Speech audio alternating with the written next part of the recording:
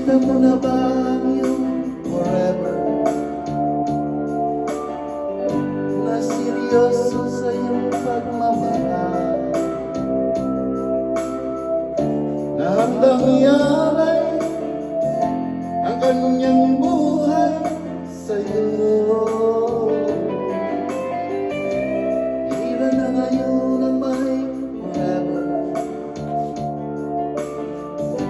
kaya pag magmahal, ingatan mo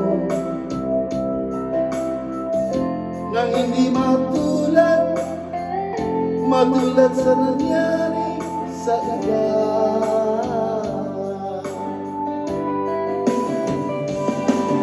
Respeto sa isa't isa, sikreto ng masayang pagsasama, ramay pag-usapan na nang di na lumalang, kaya ayusin na nga.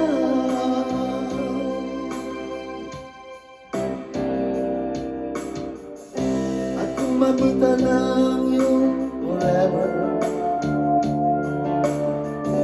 kailangan mo lang ay maging kapal.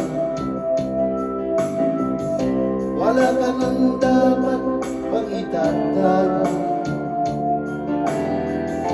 sabihin mo lahat ng totoo.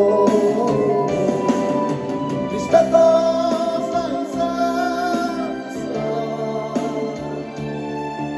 sikreto ng masayang pagsasama, damay pag-usapan na nang di na lumala, kaya ayusin na nga.